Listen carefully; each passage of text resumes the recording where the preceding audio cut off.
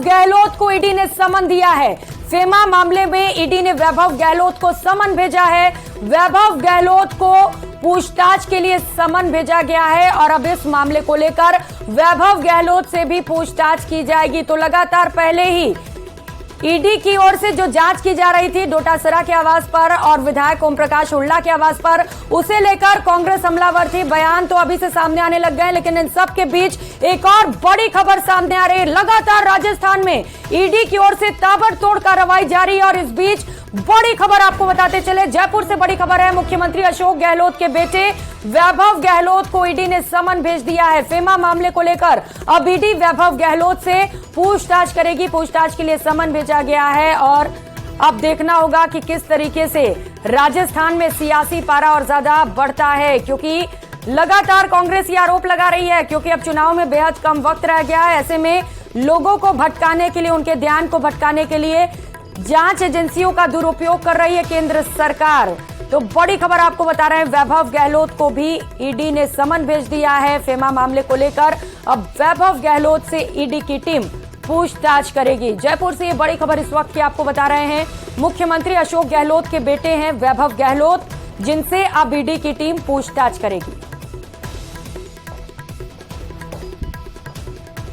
तो वैभव गहलोत से ईडी की टीम पूछताछ करेगी। इस वक्त ये सबसे बड़ी खबर आपको बता रहे हैं जयपुर से, जहां एक और आज सुबह से ही हड़कंप मचा हुआ है जब पीसीसी चीफ गोविंद सिंह डोटासरा से लेकर हुड्डा के आवास तक ईडी की टीम पहुंची हुई है पेपर लीक मामले को लेकर। तो वहीं एक और बड़ी कार्रवाई ईडी की ओर से जब वैभव गहलोत को समन भेज दिया गया है।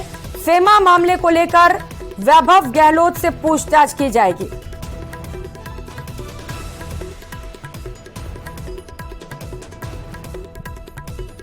तो लगातार सुबह से ही ईडी की ओर से कार्रवाई जारी है।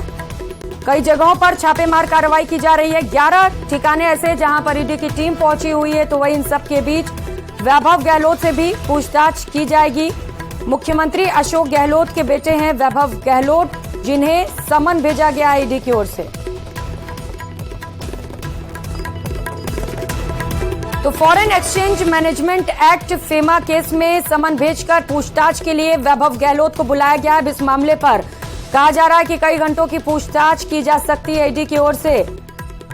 राजस्थान में पेपर लीक मामले को लेकर प्रवर्तन निदेशालय यानी कि ईडी की टीम ने सुबह कई जगहों पर छापेमार कार्रवाई की। तो वहीं अब वैभव गहलोत को समन भेज दिया गया। दिल्ली से सहयोगी शंकर आनंद हमारे साथ जुड़ चुके हैं। शंकर, सबसे बड़ी खबर इस वक्त की, वैभव गहलोत को समन भेजा गया है ईडी की ओर से।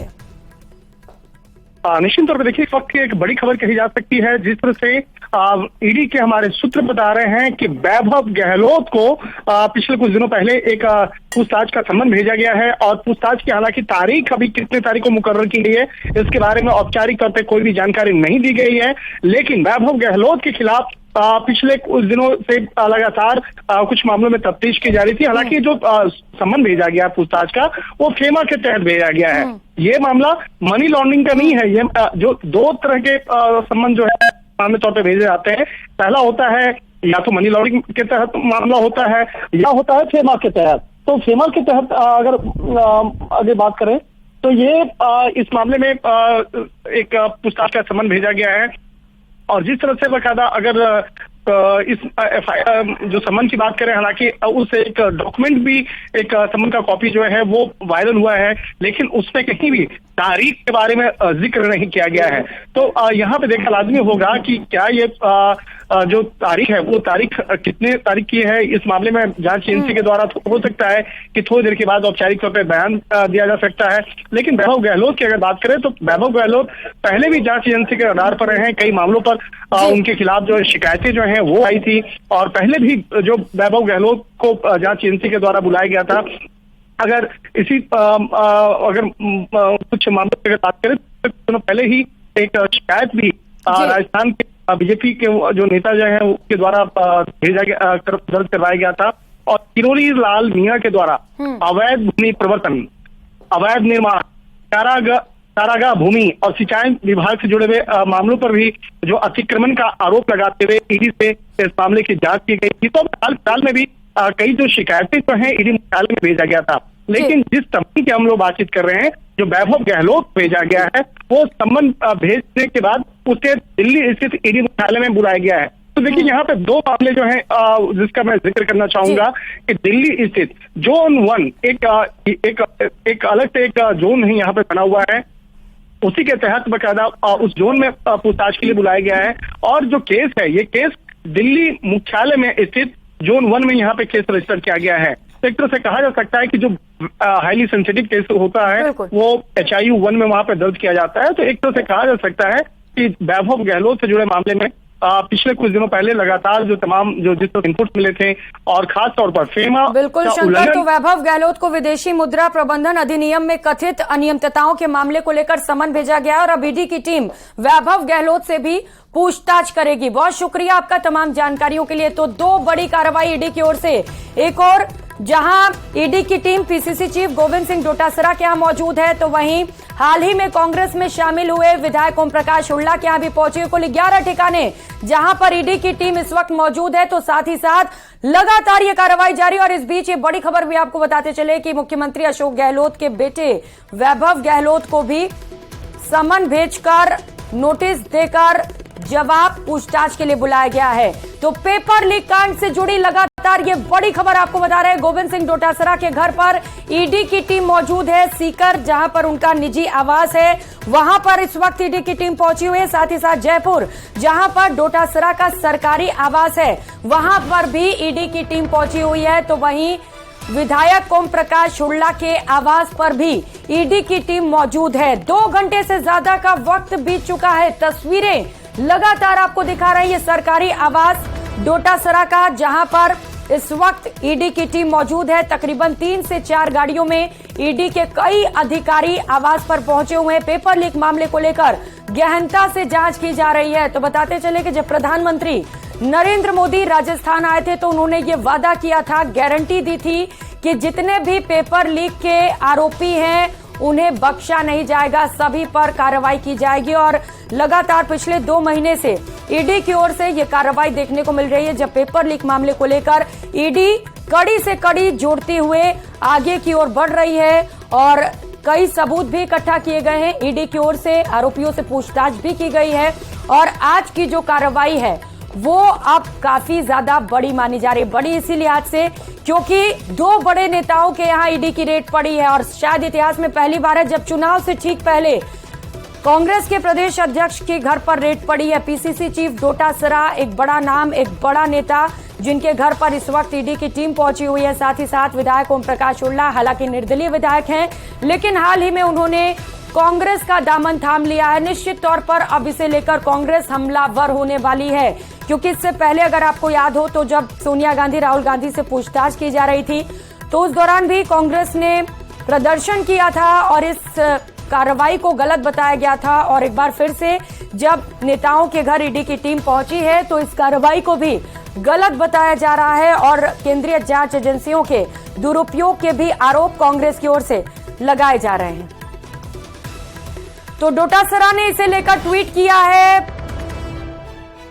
डोटासरा ने ट्वीट करते हुए कहा है कि सत्यमेव जयते। और इस बीच ये बड़ी खबर आपको बता दे रंधावा कांग्रेस प्रदेश प्रभारी सुखजिंदर सिंह रंधावा की ओर से भी ट्वीट सामने आया है।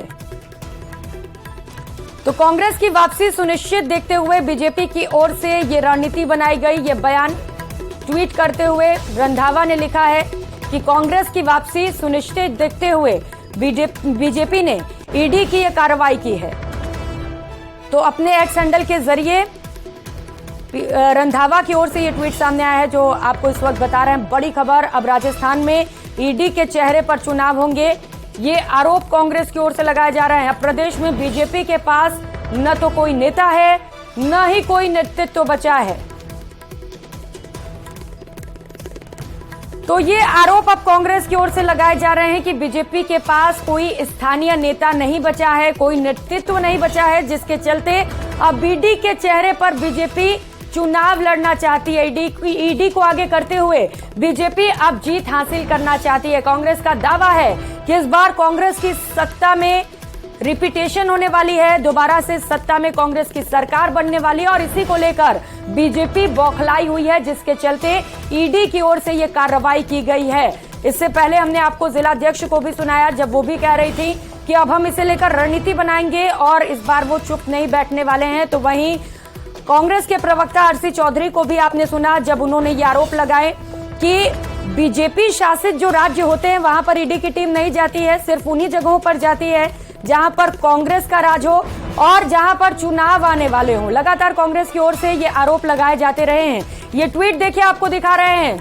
सुखजिंदर सिंह रंधावा कांग्रेस प्रदेश प्रभारी की ओर से ये ट्वीट सामने आया है। उन्होंने साफ तौर पर लिखा है कि अब राजस्थान में ईडी के चेहरे पर चुनाव लड़ेगी बीजेपी। अब प्रदेश में बीजेपी के पास न तो कोई नेता है न ही कोई नेतृत्व। राकेश लगातार हमारे साथ जुड़े हुए हैं, जयपुर से सहयोगी हैं। राकेश, कांग्रेस हमलावर है अब और माना जा रहा है कि एक बड़ा प्लान कांग्रेस की ओर से बनाया जा सकता है बीजेपी को घेरने के लिए इस कार्रवाई के बाद। बिल्कुल, देखिए, अब से पहले भी जिन जिन राज्यों में चुनाव हुए हैं लगातार वहां पर इसी तरीके से ईडी, इनकम टैक्स, सीबीआई की कार्रवाई हुई है और कांग्रेस ने लगातार इन कार्रवाइयों का विरोध किया है। वहां पर भी भाजपा को इसका जो है खामियाजा भुगतना पड़ा है, चाहे वो पश्चिम बंगाल हो, कर्नाटक हो या अन्य जो दूसरे राज्य जहां पर हाल ही में पिछले कुछ सालों में चुनाव हुए हैं, वहां पर बीजेपी को इसके नकारात्मक परिणाम भी सामने जो आए हैं। चूंकि जो कांग्रेस लगातार इस मामले को लेकर कहती रही है कि और जो केंद्रीय जांच एजेंसी है उनको एंटी कांग्रेस जांच एजेंसी का नाम उन्होंने दिया है, क्योंकि प्रवर्तन निदेशालय जिस तरीके से भाजपा नेताओं के इशारों पर जो कार्रवाई करने के आरोप इस एजेंसी पर लगे हैं और मुख्यमंत्री अशोक गहलोत ने इस मामले में प्रवर्तन निदेशालय के वरिष्ठ अधिकारियों से मिलने की कोशिश की और दिल्ली भी वो गए थे, लेकिन वहां पर उसके बाद उन्होंने प्रेस कॉन्फ्रेंस करके बताया था कि जांच एजेंसियों के वरिष्ठ अधिकारियों ने कोई रेस्पॉन्स नहीं दिया। यानी जो जांच एजेंसियां हैं उनके दुरुपयोग को आरोप कांग्रेस लगातार रही है और अब चूंकि जो जिस तरीके से प्रदेश कांग्रेस प्रभारी सुखजिंदर सिंह रंधावा और सीएम अशोक गहलोत लगातार इस मामले की मॉनिटरिंग कर रहे हैं, पूरी कांग्रेस इस मामले की मॉनिटरिंग कर रही है, तो अब बीजेपी ने कांग्रेस को जो है एक और मौका दे दिया है कि कांग्रेस अब एक एग्रेसिव तरीके से जो है बीजेपी के खिलाफ खड़ी हो सकती है। पूरे प्रदेश भर में जो कांग्रेस के कार्यकर्ता हैं उनको एकजुट किया जा सकता है, क्योंकि जांच एजेंसियों का जो एक्शन है वो ऐसे समय पर है जब चुनाव सिर पर है और जिस तरीके से एक के बाद एक कार्रवाई की जा रही है। दिनेश कोडनिया जो एक कांग्रेस के पहले नेता थे उन पर कार्रवाई हुई, उनके यहाँ से साक्ष्यों के आधार पर अब यहाँ पर गोविंद सिंह डोटासरा और चूंकि जो ओम प्रकाश हुड्डा विधायक है महुआ से, ये भी डॉक्टर किरोड़ीलाल मीणा के धुर विरोधी माने जाते हैं। महुआ में किरोड़ीलाल मीणा की पत्नी गोलमा देवी जब चुनाव लड़ी थी तो ओम प्रकाश हुड्डा के विरोध में लड़ी थी। यानी डॉक्टर किरोड़ीलाल मीणा ने जहां जहां शिकायत की ईडी की टीमें वहां पर जांच करने पहुंची हैं। ऐसे में और कांग्रेस लगातार इस बात का आरोप लगाती रही है कि जो जांच एजेंसियां हैं उनको वो स्वतंत्र रूप से, निष्पक्ष रूप से अपना काम करना चाहिए, किसी एक पार्टी विशेष की एजेंसी बनकर के काम नहीं करना चाहिए। तो कांग्रेस अब इस मामले को आगामी चुनाव में भुना सकती है और भाजपा को इसका खामियाजा पहले भी भुगतना पड़ा है और अब भी भुगतना पड़ सकता है, क्योंकि इससे कांग्रेस की एकजुटता बढ़ेगी। साथ ही जिस तरीके से माहौल जो बनाने की कवायद की जा रही है चुनाव से पहले, उसको लेकर अब कांग्रेस हालांकि पहले से सतर्क थी, लेकिन अब कांग्रेस भी ज्यादा हमलावर होगी और इस मामलों को लेकर देश भर में एक बड़ा आंदोलन कांग्रेस छेड़ सकती है। तो निश्चित तौर पर जो कई बार जिस तरह से पिछले राज्यों के चुनावों में ये तथ्य सामने आए हैं और लगातार कांग्रेस इस मामले को लेकर हमलावर रही है, उसे इस बात का फायदा भी मिला है। उसके कार्यकर्ता एकजुट हुए हैं, उसके नेता एकजुट हुए हैं, साथ ही जो दूसरे जो पक्ष के जो राजनीतिक दल है उनका भी समर्थन कांग्रेस के साथ गया है। तो इससे भाजपा को नुकसान ज्यादा और फायदा कम हुआ है। तो अब जो राजस्थान में एक तरीके से फिर वही माहौल बना है जो पहले जिन राज्यों में चुनाव हुआ था वहां पर माहौल बनता हुआ दिखाई दे रहा था। तो जो केंद्रीय जांच एजेंसियां लगातार यहाँ पर एक्शन में है, वही चुनाव का समय है। चुनाव से पहले इस तरह की हलचलें ज्यादा बड़ी नहीं थी, लेकिन अब जो बड़ी हलचलें हुई हैं इसके बाद निश्चित तौर पर विपक्ष के जो तमाम राजनीतिक दल हैं उनको एकजुटता का मौका इससे मिलेगा। कांग्रेस भी इसमें एकजुट होगी और जो अपने कार्यकर्ता हैं उनको भी अब यहाँ पर जो है एकत्रित किया जाएगा। अब चूंकि पीसीसी चीफ और जो प्रदेश कांग्रेस प्रभारी है उन्होंने ट्वीट करके और जो कहा है कि सत्य की ही जीत होगी, यानी गोविंद सिंह डोटासरा पहले भी इस तरह की कार्रवाइयों को चुनौती देते रहे हैं और उन्होंने मामले से अपना किसी तरह का कोई जो है लेना देना नहीं बताया। हम चुनाव जीतेंगे बिल्कुल। तो अब कांग्रेस हमलावर होने वाली है, लगातार रिएक्शंस भी आपको दिखा रहे हैं। इससे पहले रंधावा ने भी एक्स हैंडल के जरिए ट्वीट करते हुए रिएक्ट किया और बोला कि कोई नेतृत्व नहीं बचा है बीजेपी के पास, कोई लोकल चेहरा नहीं है और अब ईडी ही बीजेपी का चेहरा है। जिस तरीके से चुनाव से पहले, ठीक चुनाव से पहले कह सकते हैं, क्योंकि अब 1 महीने का भी वक्त नहीं बचा है और ऐसे में ईडी की ओर से 2 बड़े नेताओं के यहां छापा पड़ा है, तो कांग्रेस इसे एक बड़ा मुद्दा जरूर बनाएगी। तस्वीरें भी लगातार आपको दिखा रहे, रिएक्शंस भी आपको सुना रहे हैं। संदीप हमारे साथ जुड़े हुए हैं, लगातार पीसीसी चीफ गोविंद सिंह डोटासरा के आवास के बाहर मौजूद हैं। संदीप, रिएक्शन सामने आने लग गए हैं और अब लग रहा है कि सड़कों पर उतरेगी कांग्रेस, खास रणनीति बनाई जाएगी बीजेपी को घेरने के लिए। जिस तरह से सुबह से जो पीसीसी चीफ गोविंद सिंह डोटासरा